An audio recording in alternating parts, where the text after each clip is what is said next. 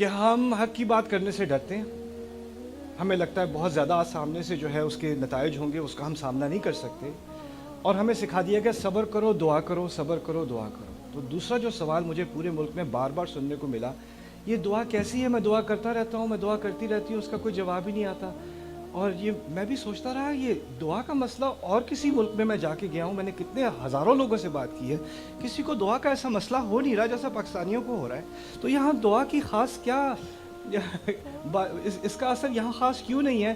پھر مجھے جا کے بات سمجھ میں آئی، جس طریقے سے دعا کی بات کی جا رہی ہے نا ہماری سوسائٹی میں، وہ یہ ہے کہ آپ نے جو اپنا کردار ادا کرنا ہے نا دعا کرنے کے مستحق ہونے کے لیے، اس کو ہٹا دیا گیا ہے رستے سے.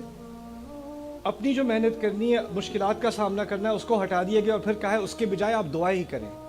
یعنی جس چیز کو اللہ تعالیٰ نے آپ کو صلاحیت دی تھی بدلنے کی، اس صلاحیت کا تو آپ انکار کر دو. میں تو کچھ کر ہی نہیں سکتا، میں تو کچھ کر ہی نہیں سکتی، یہ تو ایسے ہیں ویسے، ان کو اللہ ہی بدلے گا، ان سے تو اللہ ہی نمٹے گا. ان سے نمٹنے کے لیے اللہ تعالیٰ نے آپ کو بنایا.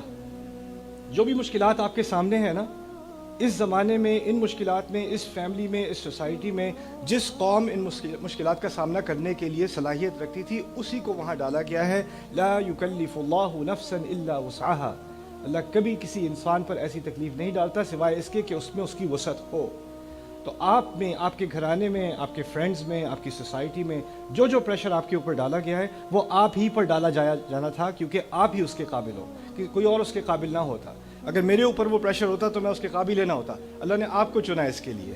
تو یہ اپنے بارے میں کہہ دینا نہیں نہیں میں تو کچھ کر ہی نہیں سکتا، بس دعا ہی کر سکتے ہیں اب، اور صبر ہی کر سکتے ہیں، پھر آپ کو دعا اور صبر کا کرائسس ہو جائے گا، اور آپ پھر پوچھنا شروع کر دو کہ یہ پتہ نہیں میری دعائیں اللہ تعالیٰ سنتا کیوں نہیں ہے، وہ مجھ سے کیوں اتنا ناراض ہے. یہ ناراضگی کی بات نہیں ہے، یہ آپ کی غلط فہمی کی بات ہے.